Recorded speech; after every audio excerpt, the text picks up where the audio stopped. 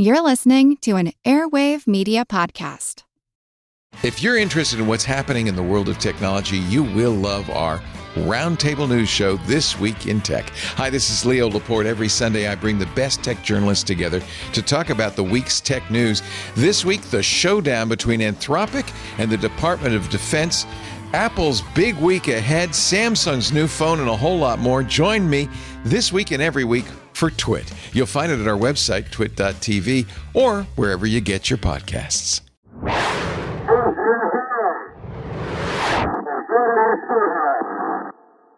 The Russian voices are MiG fighter pilots pursuing an unknown aircraft that had drifted into Soviet airspace, possibly gotten a look at the nation's nuclear silo or their military assets, and was now headed away. Official Soviet policy was to visually inspect any aircraft before targeting, but the base commander and the pilots have one goal: destroy the target. And in doing so, they will escalate the Cold War to its highest pitch since the Cuban Missile Crisis.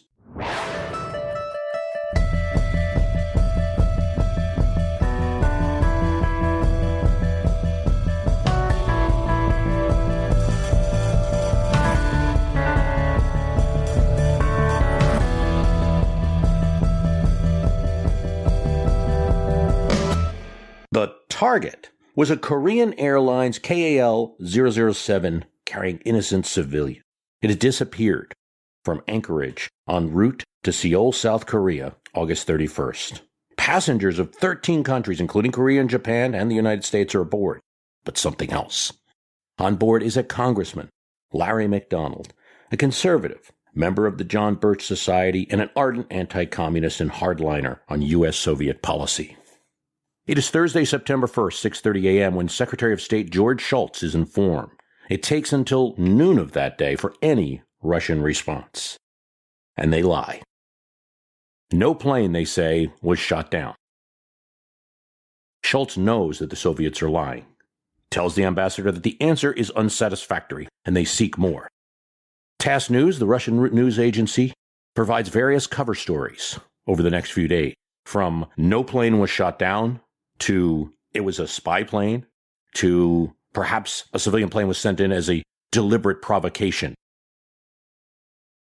Yet in the midst of all this crisis on Thursday and going into Friday of this week, a strange message comes out of the White House.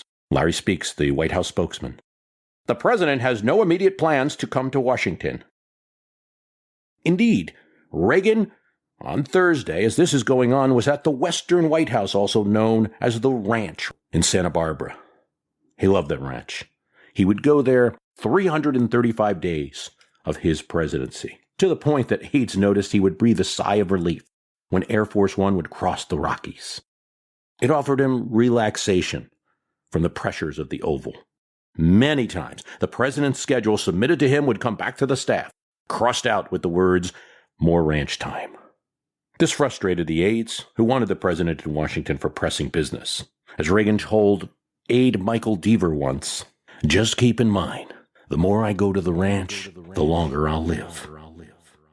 Now, the ranch was a place where business was conducted in the future. Margaret Thatcher's going to come here. Mikhail Gorbachev's going to come here. Reagan signed bills here. It is outfitted with the latest telecommunications. Of course, the Secret Service have a shed there. Reagan's national security advisor is there, as is his military attaché. He's on the phone with Secretary of State George Shultz. Reagan makes a brief statement condemning the attack from California. What can we think of a regime that so broadly trumpets its vision of peace and global disarmament, and yet so callously and quickly commits a terrorist act to sacrifice the lives of innocent human beings? At the same time, he tells National Security Advisor Bill Clark, "We have to be careful not to overreact." Yet what today we would call the optics were terrible. Reporters were buzzing around the spokesperson, Larry Speaks, all day Thursday. Fox News anchor Chris Wallace recently discussed on his network the event, as he was a reporter at the time. Quite frankly, he didn't want to leave, Wallace recounted. But Speaks argued the president had every facility and capacity to perform any function he could in Washington. This was not enough for the media and pundits. Michael Deaver tracks down the president, gets him in his barn, summons him to the phone. Reagan speaks tersely, literally says, "Yeah, Mike, what do you want?" Deaver now begins to persuade him. People expect the president to be in Washington. Reagan argues that he can do everything from California that he can do from Washington. Yes, and it goes on and it goes on. Finally, Reagan says, "Well, it's a stupid idea if you ask me." Slams down the phone, and he's on Air Force One. The stewards report that Reagan spent at least an hour of that flight looking out the window. So by Friday evening, as the crisis continues and the Soviets are not changing their story, the president, in ranch garb, comes to the White House and goes directly into a national security meeting. He's presented with a range of options from his policy people. Defense Secretary Caspar Weinberger suggests an increased defense posture. Others suggest recall of ambassadors, expulsion of suspected KGB agents. They have some people they've got their eye on. The suggestion is made to cancel Shultz's meeting with the Soviet foreign minister that's supposed to happen the next week.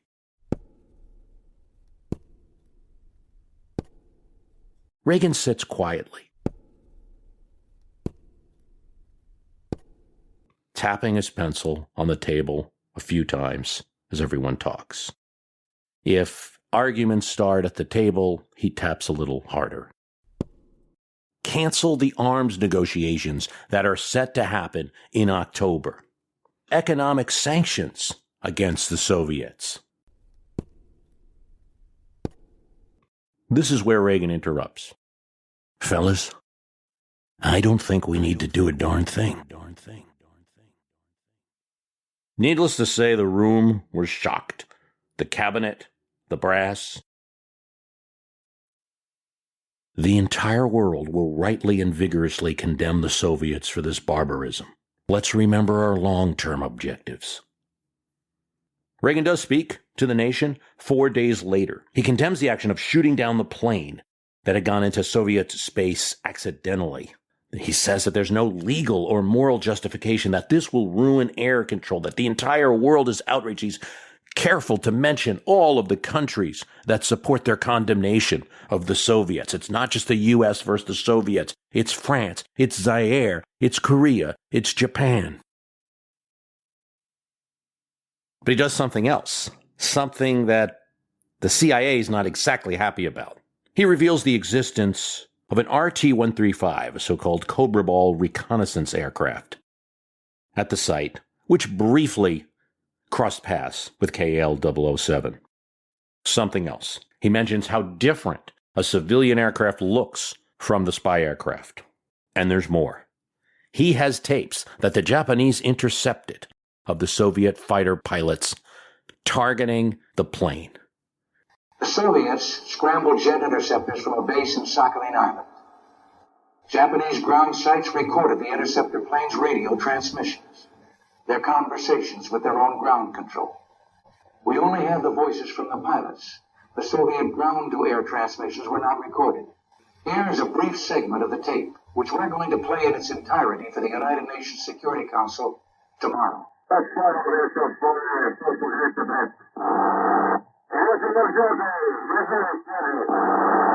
In this tape, the pilot who fired the missile describes his search for what he calls the target. This is Reagan, the broadcaster, in action. You almost get the sense he's sportscasting in Des Moines again, giving the play-by-play for the American people and for the world. He reports he has it in sight. Indeed, he pulls up to within about a mile of the Korean plane, mentions its flashing strobe light, and that its navigation lights are on. He then reports he's reducing speed to get behind the airliner. The entire transcript of the pilot's communications will be played for a meeting of the UN Security Council. Many years later, we'll get the other side from the Soviet air base when Boris Yeltsin releases tapes and other information about the KAL incident in 1992. KAL reveals something interesting. Reagan amps up the rhetoric, gets maximum advantage to U.S. prestige, maximum damage to Soviet prestige, maximum damage to the budding relationship between Europe and the Soviet Union by calling attention to their deceit. But in terms of real steps, Reagan does very little. Cancels some cultural exchanges, suspends what is already suspended. He extends the suspension of Aeroflight, the Soviet airline, landing in the United States. This is criticized by many in Congress. The Soviets just shot down a plane. We can almost imagine the reaction of other presidents. Here's what Human Events headline reads: Conservative dismayed by limp response to Soviets. Again, I think it bears repeating that one of the people killed here was a significant conservative congressman. Families of the victims are asking Washington for a response. Time has revealed that the response was likely a correct one. Here's what biographer Stephen Hayward says. Reagan's action was shrewd. With one act, the Soviets threw away 3 years of work on European peace movements to split the NATO alliance. H.W. Brands writes, it was brilliant. For the world audience, he maximized damage to Soviet prestige. And for the Soviet leaders, who he always felt paid more attention to deeds than words, he signaled that he wasn't going to overreact. Reagan allows the meeting between Secretary of State George Shultz and Foreign Minister Gromyko to continue in Madrid. He does tell him to concentrate on the KL incident. When he does that, and also on human rights, the Soviets are upset. They have an angry response. What do you think George Shultz is going to say in his memoirs is Reagan's decision to continue with arms negotiations was a signal to the West Germans, who were having a lot of problems with protests to counter missiles that the Soviets had put in aimed at Europe. But West Germans are reading American politics and they see, wow, Reagan didn't suspend the arms negotiations. He took a big political risk. So can we. Michael Deaver said, he would weather conservative criticism for a month over his reticence. Once again, he acted according to his own drummer.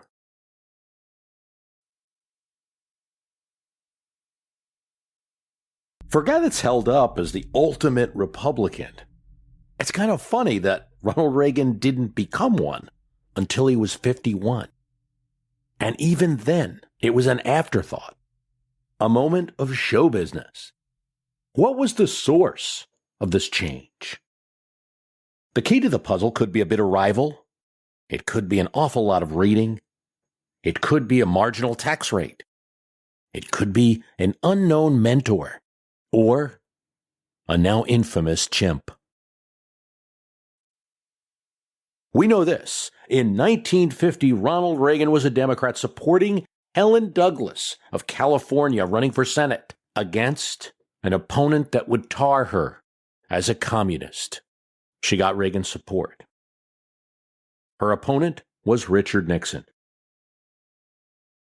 12 years later, Ronald Reagan would be supporting Richard Nixon for the governorship of California. And as he spoke at a rally, a woman in the crowd said, "Are you a Republican?" And Reagan said, "Not yet." "Well, I am a registrar."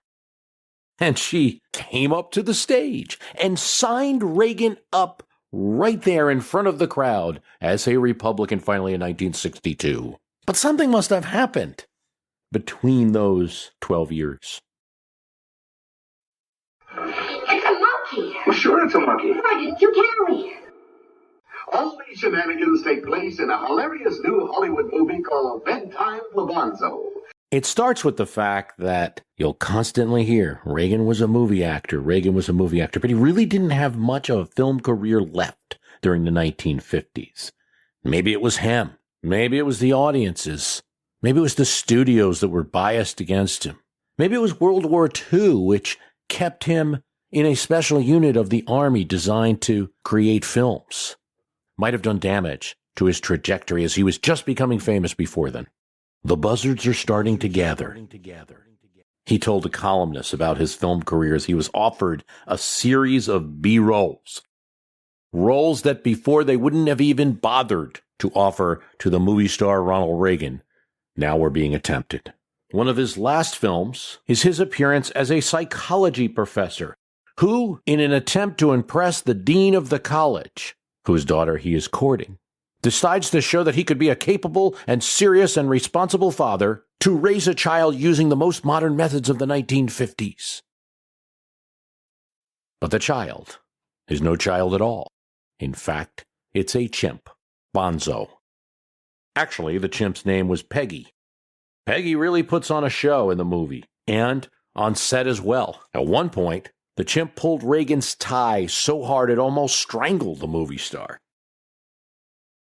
What does all this matter? But a lot of times you'll hear Reagan referred to as a movie actor, and for most people that are operating, older people operating the politics of the 1970s and 1980s, they know Reagan more for his TV roles because his face was constantly on TV. But you still can't separate that TV Reagan from politics completely. That is because after his film career declines a bit, he is made an offer by Reagan the Goldwater, a General Electric vice president, to become the company spokesperson. But not only that, he will headline a special show on the new medium of TV, General Electric Theater, hosted by Ronald Reagan. He jumped at the chance. He wasn't getting film. He actually switched studios to try to get more roles and wasn't getting them. TV in the 50s was seen as a little bit gimmicky, and the real art was in movies, but he didn't have much of a choice. At this point, he's got 3 children and no new movies coming in. This special assignment from General Electric would pay him $125,000 per year. In those days, a lot of money. TV show would feature all sorts of stars, people like Fred Astaire, Jimmy Stewart, Tony Curtis. Many people performed on the General Electric Theater show. But it was more. Reagan the Goldwater was a master of the new art of corporate public relations. Reagan was the head of a union. Now, it might be, as Reagan's biographer H.W. Brand said, more of a country club union, kind of a partnership between the studios and the actor workers, a union of well-compensated people, not the same as one of your industrial unions, but he was a union head nonetheless. GE had 100,000 employees, even more customers and families, an audience for the TV show of millions. Reagan would not only go on TV, but travel all over the country, spread the word about General Electric, but also about the free market and enterprise. And in doing so, Reagan would get an education in 2 things: conservative politics, retail politics. For Reagan, it was like the public appearances he would make for his movies. He loved it. He'd visit plants, picnics, rallies around GE's factories, and he'd charm the women. He'd get buddy-buddy with the men. GE's executive team, Goldwater especially, wanted to win their employees' hearts and the hearts of the public. This is because there was a devastating strike in 1946 that had crippled the company. But VP Goldwater was the only division of GE that didn't have a strike because he had implemented some of these methods, and the employees in his division didn't go along with the union in the same way others did. Reagan's job was part of an entire campaign at GE, including a GE company newsletter, local news around the various plants, corporate information, but would also have political information. And GE had a book club for its employees. They might be treated with Lewis Henry's How You Really Earn Your Paycheck, or Henry Hazlitt's Economics in One Lesson. The lesson being the government interferes and costs more than it benefits. So successful was the company and this effort that in 1960, the United Electric Workers Union strike, the result was not the same as 1946, and they had to settle with GE. He did the program through most of the 1950s, and during this time, earning a sizable amount of money, reading the various materials that Goldwater and others would give him. I think here was where Reagan made his conversion to more of a conservative ideology. There's an important thing to note, though, that might get one away from thinking that this is some kind of brainwashing program. Ronald Reagan didn't come to the conclusion on his own, is that something's occurring when he's going to these factories. The workers have already been inundated with these kind of materials, but many of them bought into it. And so GE employees that Reagan was meeting at the various factories were different, perhaps, than the average employees of the 1950s. And they had a different ideology because they had been reading these materials and developing questions on their own. He would go to speak, and the questions that some of the workers would ask were already kind of, how can we reduce the size of government? Or how can we learn the right lesson from Britain? And the lesson being that they're too socialist or the like. So it wasn't just that Bulwer, a friend and mentor to be sure, was handing Reagan materials and he was reading them on the train. At this point, Reagan didn't fly that much. He was reading a lot on the train. In a way, the audience was convincing him as well.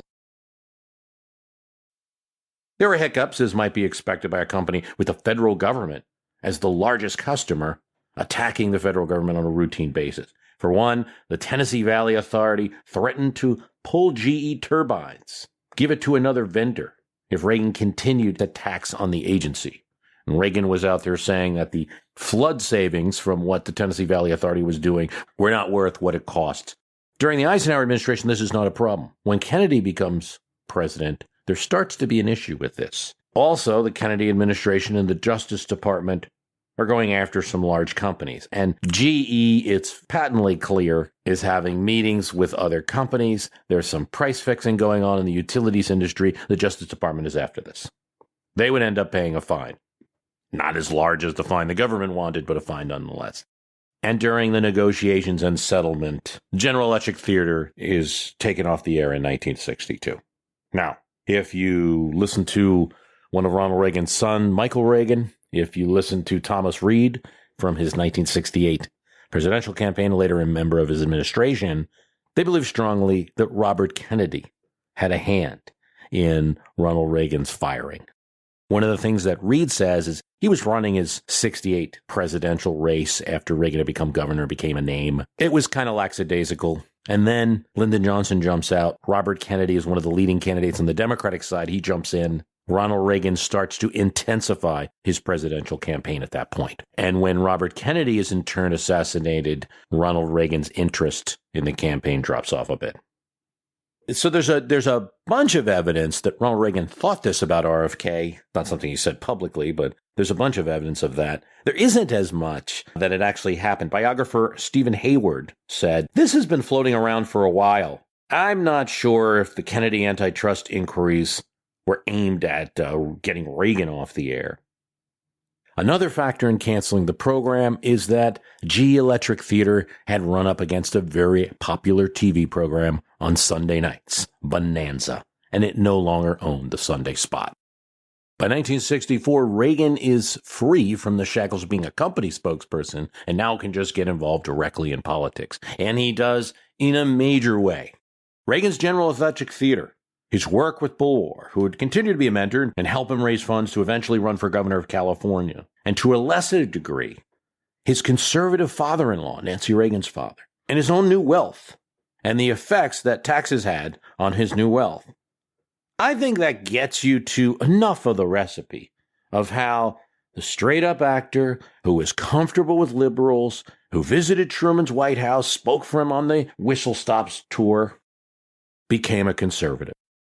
So, in 1964, as Goldwater is running as a conservative, and his campaign is a very different one from the rest of the party, as he's running, many Republicans, Scranton of Pennsylvania, Rockefeller of New York, Romney of Michigan, refuse to help Barry Goldwater when he gets the nomination.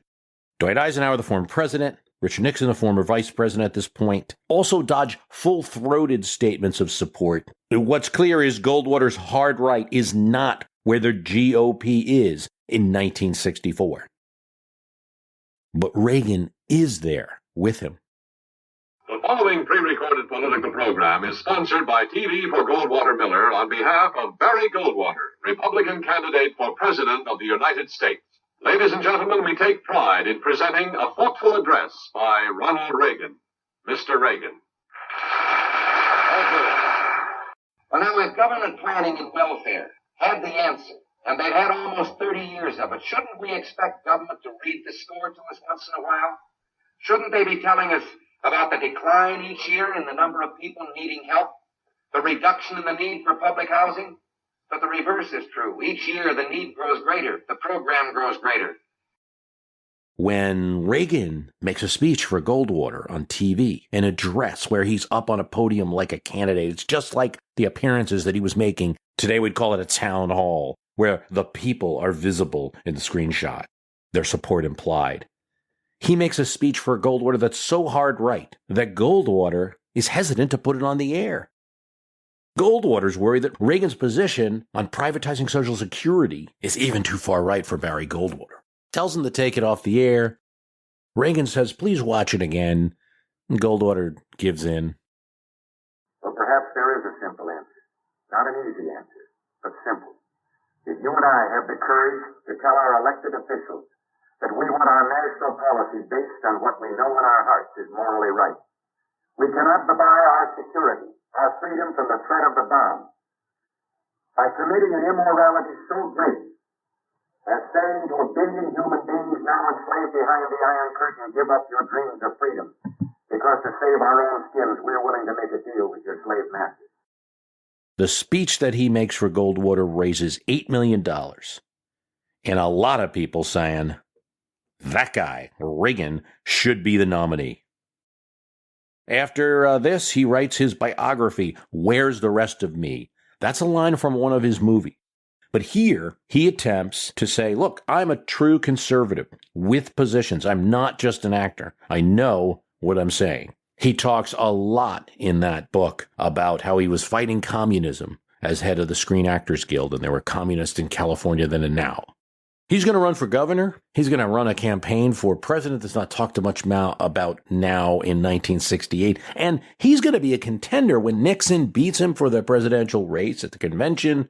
And when Nixon's ready to choose vice president, he's going to be an absolute contender after the 64 speech, after winning governorship of California by 1 million votes. In 60s politics, Ronald Reagan is a big name. He's absolutely a contender for vice president. And the one person that can veto his position on the ticket does so. Richard Nixon tells aides, oh, he's an actor. It's not clear if that really was how Nixon felt or if he was afraid of somebody who might upstage him on the ticket. Picked the most conservative person he could, who no one knew. Spiro T. Agnew, governor of Maryland. I think the important thing about this puzzle, how Reagan became a conservative, is that it goes to modern day politics. So when one says, as is happening quite a bit now, Reagan was a moderate compared to conservatives, he wouldn't be allowed in the party today.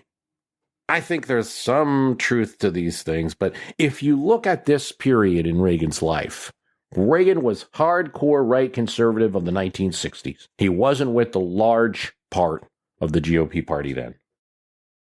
Definitely if the question is, would this Reagan, where would he be today? He would be on the radical side, someone that wants major change, radical changes, minimum government regulation. Not a conservative in the sense of just, let's save a little money, but radical in the sense of seeking to greatly reduce the federal government.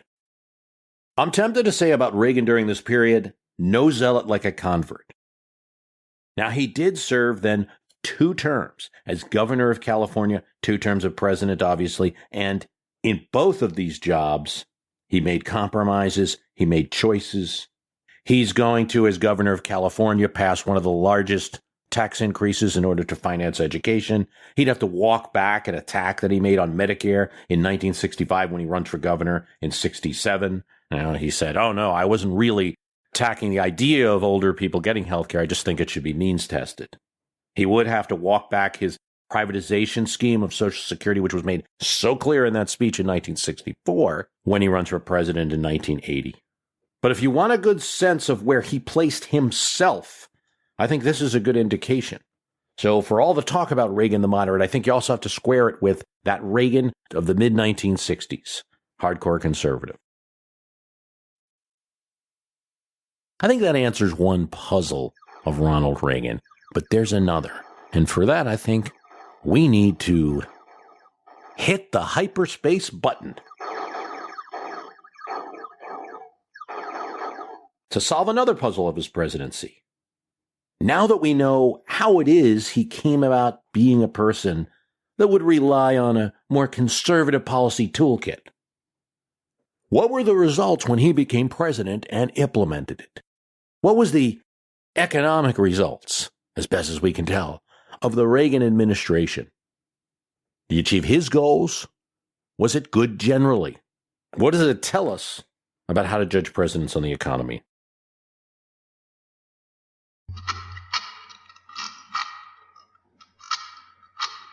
An item from a Budapest toy shop found its way into the hearts of Americans in the early 1980s. A cube consisting of 26 miniature cubes, or cubelets, each interlocking with the other cube. But each one was still permitted to move independently in different directions. Each of its 6 sides were colored with stickers: red, orange, yellow, white, blue, and green. The core cubelets on each side did not move. There were 3 billion combinations. The reaction in the United States to Rubik's Cube, named after its founder, a math professor in Hungary, could only be described as a craze. All of America, it seemed, were solving puzzles. Speed cubing, or solving as fast as possible, became the rage. Competitions were held to solve it the fastest. A teenager in L.A. took just 22 seconds to solve the Rubik's Cube. Blindfolded solving, one-handed solving, solving with one's feet. All of these challenges were introduced. Crowd solving, where groups of people would get together in hotel lobbies and try to solve as quickly as possible in tandem. This popular and complex puzzle of the 1980s could serve as a metaphor for dissecting the economic results of this presidency and any presidency, but especially a famous one with critics and ardent supporters.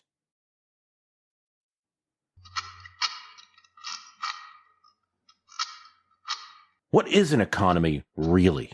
There's so many dimensions to it. Sure, the obvious. How much did the nation produce this quarter, this year? How many people are out of work? The usual questions. But you can pick at all of those things. What did those workers earn?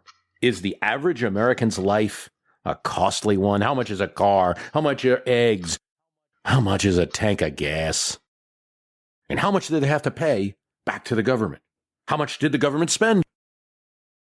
How much did they have to borrow? How does all that spending on Uncle Sam's credit card compare to the total economy? How much is the total economy growing? How's the stock market doing? On and on.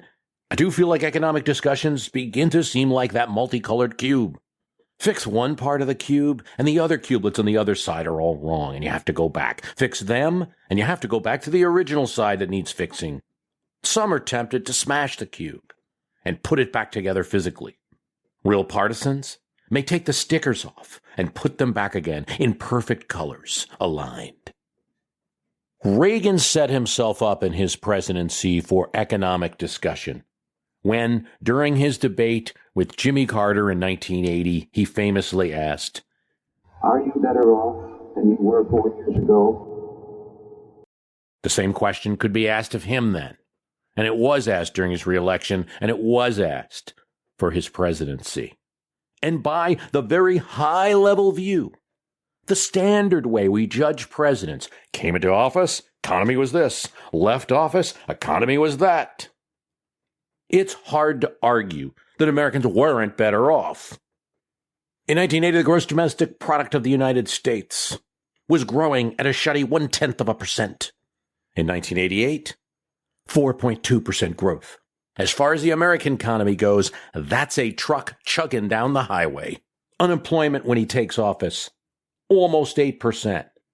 Drops to 5.5% during his presidency. Inflation was 13% in Carter's time. Ouch! And it drops to 4% when Reagan leaves office. Gas prices, that great American metric of how they're doing, also drop. When adjusted for inflation, gas was $3.49 a gallon, real dollars, when Reagan comes in office, and it's $1.89 when he leaves. Want to get a mortgage on a house? When Carter's running for re-election, you'd have to pay 18% on a mortgage. And yes, wow, compared to today's mortgage rates, the 5%, that sounds crazy. That's what it was. This goes down to 8% when he leaves office. And all of the corresponding business borrowing and government borrowing also gets cheaper. Meanwhile, on Wall Street, the Dow Jones Index triples under the Gipper's watchful eye. All of this is in league with the theme of Reagan's reelection. And he gets 7.5% growth in the election year. Really helpful. James Baker's chief of staff points out how after the tax cut, the economy goes up right after November 1982, an endorsement of the policy, or so he says. All of this information, averaged, great gross numbers, conform with the standard narrative. The 1980s were a great time. In a phrase, the American dream had been restored, Reagan Foundation says. From waiting on unemployment and gas lines, people had begun to doubt the country's greatness. Before the decade was through, the Cold War would be won. The Berlin Wall would be down. Prosperity would be here, and America would have a new hero. Stephen Hayward, a biographer. The pessimist critics turned out to be wrong, and the economics major from Eureka College turned out to be right. The economy started growing in November 82. It did not stop, except for slowdowns in 1990, 1991, and in 2001 that were modest by historical standards. James Baker wrote that before the 2009 crisis. To supporters of Reagan, a lasting revolution in economics had been created. And there are some things you can point to. Federal income tax rates, inflation, and the Reagan presidency changed the scope of these numbers. The other hand of the Reagan economic plan will surprise no one. Budget deficits soared. In 1975, Gerald Ford's presidency, a deficit of $53 billion. Carter's 1980 year saw a deficit of $73 billion. Reagan's 1983 budget had a deficit of $208 billion. And each year the deficit was near that number. Gerald Ford said that Reagan was a great spokesperson for attractive political objectives, such as the balanced budget. But when it came to implementation, his record never matched his words. The friendly Forbes magazine, writing in 1988, looking back at the presidency, said, "Why did the deficit increase? The answer is instantly obvious. Tax revenues were not significantly cut. Spending rose." The usually friendly Cato Institute's 1996 look back at the Reagan record contained a similar no-punches-pulled condemnation of this aspect of his presidency. The rise of the debt was large and has imposed significant restrictions on generations. The total debt of the nation tripled under Reagan, and if you subtract inflation effects, it doubled. But this could all be relative, right? Compared to the gross domestic product of the United States, the U.S. debt went from 31% to 50% during his presidency. Of course, since then, every other president has increased, and it's near 100% now. That 31 to 50% was one of the largest peacetime increases ever up to that point. Why did it happen? Did Reagan enjoy spending on the credit card? Absolutely not. He took many measures during his presidency to reduce the deficit, including, as we talked about in the last episode, new taxes. Simply, they were not enough. Fueled by a large increase in the military, plus an increasing domestic budget, a never a lower domestic budget, decreased. Curtailed in rate of growth. 1% average, by the way, compared to 3.5% during Carter, 4.5% with his successor, George Bush, in domestic spending, taking military spending out. Reagan was 1%. But he did the military spending. Here's what Cato Institute said. The federal government was never cut under Reagan. It was 69% larger during his presidency and 22% larger when inflation is taking out, when you look at it in real terms. You want dollars? Outlays. In 1982, $745 billion. In 1989, $1.2 trillion. But who expects a decrease? Only the most ardent supply-siders or true radical conservatives would expect a decrease in the federal budget with a growing population, with a modern economy. when you're not really dismantling huge departments in the federal government, and when you're not eliminating major programs like Medicare or Social Security and didn't campaign on doing that. How could you expect anything else? You could fault Reagan for a change of scope on the deficit, the way we look at it, the way future presidents look at it. It was his administration where you began to see a normalization of the deficit. Don Regan, Treasury Secretary, was arguing in meetings 1982 and 1983, the deficit's not important. Now, he didn't just mean to keep spending to no end, but what he was saying was, we keep talking about the deficit and letting the Democrats get us into traps of raising taxes because of the deficit. We should be sticking with our guns, insisting on spending cuts. There's no problem with the deficit right now as long as you know in the future the economy is going to grow and you're going to make spending cuts. You're going to get spending cuts out of Congress. He didn't like the pie-in-the-sky stuff that David Stockman, the budget director, had been selling. He knew that Congress was a political animal and you had to work with it. But if you could do it, all of this focus on an abstract deficit didn't matter. He began to get James Baker on his side, too. And James Baker would tell Reagan, don't talk specifically about deficits. Talk in general terms, but don't give out specific deficit numbers.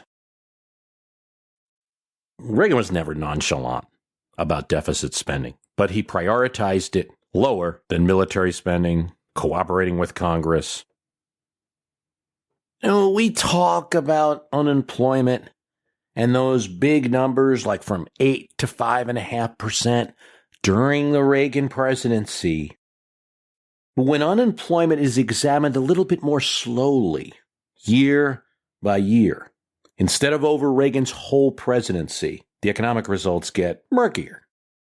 Here's year by year.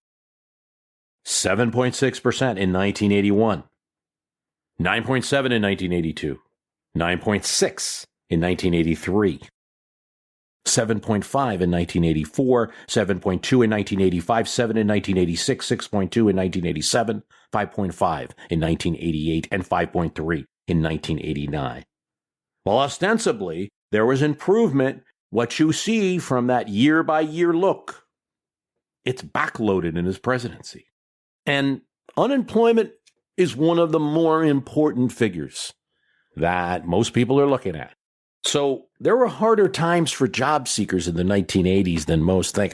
The peaks of unemployment in the 1980s were not seen since the Great Depression.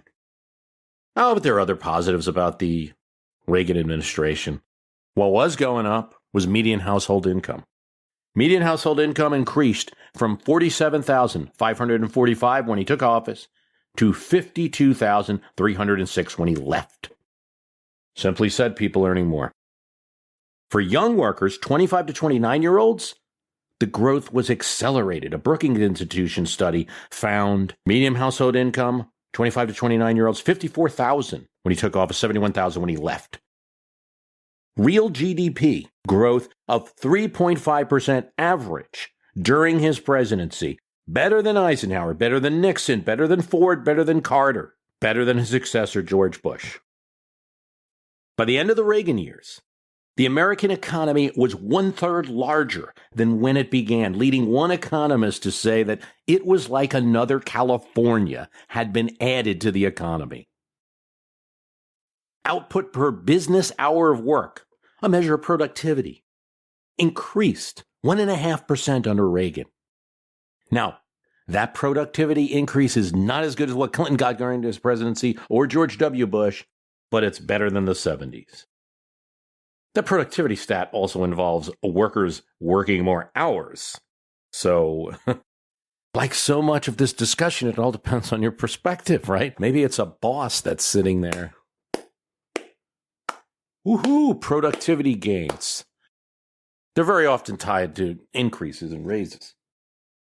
So did that happen? Well, actually, if we look at pure wage growth, it didn't necessarily. Salaries did, but just pure wage growth, wages declined. From $11 an hour on average, real inflation-adjusted basis, 1981, to $10 in 1988. Now, Cato Institute will tell you, if you had benefits like 401k, health insurance program, vacation, it goes up from $15 to $16 an hour during this presidency. But, health insurance is nice. It doesn't put steak on the table. The 80s, style-wise, were an elegant, celebratory time, at least the mid to the later 80s. Alex P. Keaton, the boy of Reaganomics, proving his hippie family wrong on Family Ties. Different Strokes, where a rich white patrician rescues two black children from poverty. Silver Spoons, where Ricky Schroeder, now Rick Schroeder, is saved by his rich father he has never met and now lives in a mansion playing giant video games. Sports cars, Trans Ams, white-suited detectives in Miami riding boats, lifestyles of the rich and famous, and yes, a fellow named Donald Trump who built palaces in gold in New York City and Atlantic City, New Jersey.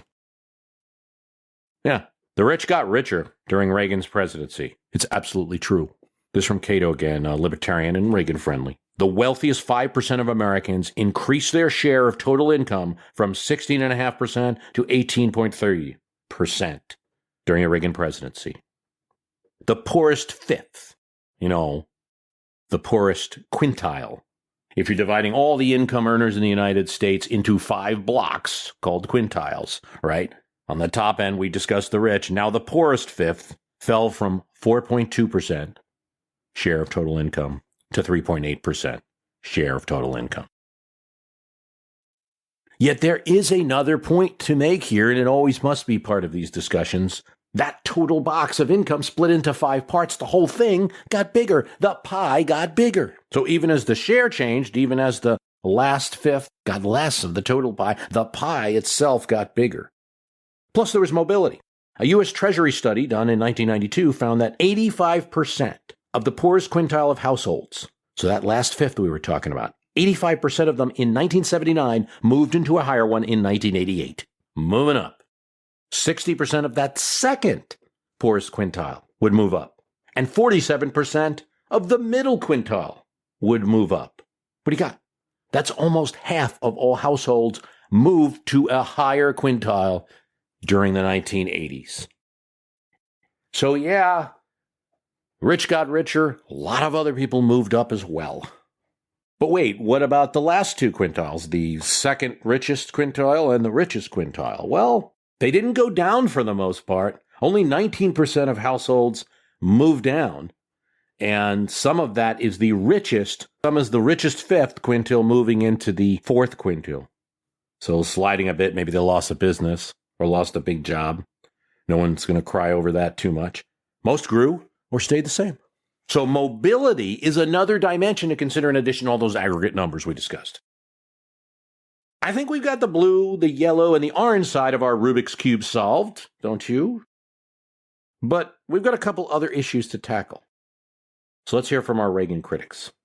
The economist Paul Krugman has the high peak theory. It's very simple. He looks at all of this data that I'm telling you about, and he says, look, nothing to see here. It's a peak of misery in 1981 and 1982. So incredible you couldn't believe it. Big loss of manufacturing jobs. A lot of people not getting jobs until much later in the Reagan presidency. Thousands of business failures. Bad times. And then like a sled down the hill, sure, merrily we ride through the late 1980s. But it was all the result of that high peak. And there's always, after a high peak of recession, there's always a recovery. The author of Tear Down This Myth notes how the country's economy dived right afterwards. In 1990, there was a recession. So, to some extent, this is just the luck of the draw of when Reagan's presidency fell. But some of that is the oil shock, the Gulf War that led to that recession of 1990. So take it a little away from economics, he notes how Reagan was unpopular upon leaving office. Not the month that he left office, a poll showed that he was quite popular, but a few years afterwards. His successor injects some kinder and gentler language into the mix at the Republican convention in 1988. Kinder and gentler nation. Just who do we think he was talking about? Nancy Reagan asked that question. Kinder and gentler than who? She told some friends. Bush does not pursue Reaganomics. He increases spending, increases taxes. 1990, there's a tax that he works out with the Democrats in Congress about an increase of about 0.5% of GDP. Much more like the 1982 version of Reagan than the 1981 version of Reagan. George Bush is. If Reagan's politics, if Reaganomics were so successful, his GOP successor should have embraced it, and popular support for doing so should have been there. It doesn't appear to be that is the case. What about revenues into the government? Well, this is interesting because one of the main arguments of 1981 are if you're going to cut taxes, income taxes, and these are fairly large cuts, 10%, 10%, and 10% in each of the first 3 years. Never abandon them. You're going to lose revenue. That did not happen during the Reagan presidency. 1982, when the first tax cut takes effect, government takes in $618 billion, and by 1989, the government takes in $991 billion. If you hear someone saying, we cut taxes, cutting taxes leads to a decline in revenues, the Reagan example doesn't provide evidence for that. It also, though, can't help you with an argument of a true supply-sider that there's going to be a large increase in revenues. Went from $618 billion in 1982 to $991 billion in 1989 in terms of taxes taken in those years. That's not exceptional growth. That's about 62%. It was 63% under Clinton's presidency, 59% under George W. Bush, 66% under Carter's presidency. Tax revenues tend to go up over the time of an administration. Plus, Reagan created new taxes on gas, payroll, business fees, and reduced deductions, which also contributed to that. So it wasn't just the strength of the lion economy alone, or some magic supply-side principle scribbled on a napkin. As the New Republic asks, did the pent-up power of the American economy gush forth as the president's supply-side cultist had predicted? Did Americans save and invest a larger slice of the GNP? No. GDP growth was 3.5%. Nice, but not overwhelming. And Americans saved less. I could see someone saying, Bruce, what does all this mean? Play the game the way it's supposed to be played. Here's how it goes. President comes in, economy's at X. He leaves at Y. Give us those numbers, and that's all we care about. That's the way we traditionally apply the test to presidents. That's the way Clinton was tested. That's the way President Obama is about to be tested. And it favors Reagan when you do that. A more nuanced approach sees passive factors as responsible, perhaps, for the recovery, and also sees side effects, deficits, the growth of government, that have not yet been solved. I'm not a strict believer in the notions that presidents affect the economy. Did a whole podcast on this. I see it as one of the fibs of American politics, that the president creates jobs, that they sit there with a lever and control the economy like that. I don't think they deserve direct reward or direct blame for what happens during their presidency. So this is all a bit easier for me. But I think looking at history to look at the presidency of Reagan is not useful if it's just to refight the Battle of Reagan in the 1980s. We have our own politics to argue about. But it's good if the past can teach us something about the present. We know Reagan wanted a revolution. His supporters did too. But it is difficult to prove any major fundamental transformation in the economy, co-measure with the rhetoric of Reaganomics or the supply-siders. And the negative effects of the policies are evident along with positive effects. One of the things that the Brookings Institution notes looking at wage growth under presidents is that President Reagan and President Clinton came at things from different ideologies, yet economies grew under them. And maybe that should give us some question as to how we view presidents in the economy. The simultaneous and multivariate nature of an economy means separating out which policies worked and which one didn't is difficult. If we could get a president to pledge to just do one thing over the course of their presidency, we might have some inkling of a measure of how that policy worked. Even if we were able to do that, there are still factors outside what the president's in charge of that affect an economy. When we look at presidents this way, it might say more about us than them, and we might have to change our view. Reagan is helped by two factors that are difficult to assign to his own policies. One is that the one power source in Washington that he could not influence. Reagan could influence the Congress, especially in his first year, but he could not, at least immediately, affect the chairman of the Federal Reserve. Paul Volcker was in the middle of his policy, breaking the back of the recession in the 1980s. And he does this by raising interest rates. All right. The policy does not begin under Reagan. It's in mid-policy when Reagan is sworn in. The prime rate, the base rates that interest rates are going to be based on. How expensive is money going to be to borrow? For you buying a house or someone starting a business or for many other purposes. It's 11.25 in December 1978. After Volcker is appointed, it goes up to 15.25 1979, and he keeps rising. 16.75 in February 1980, 17.25 in March, December, 18.5. 19% when Reagan is sworn in, and 18% by the October of Reagan's second year, 1982. It is only then that it starts to reduce, but the Fed reduces rates slowly. It's not until 1985 when the prime rate gets under double digits. Reagan has no choice in the matter. Carter has chosen Volcker. In fact, Jimmy Carter deserves more credit for the Volcker pick, because while all presidents choose the Fed chairman, Carter exerted more control in the Volcker choice because he made the current Fed chair his Treasury Secretary in 1979, which opened up a vacancy in the Fed earlier than the normal 6-year Fed chair term. He wants a shakeup.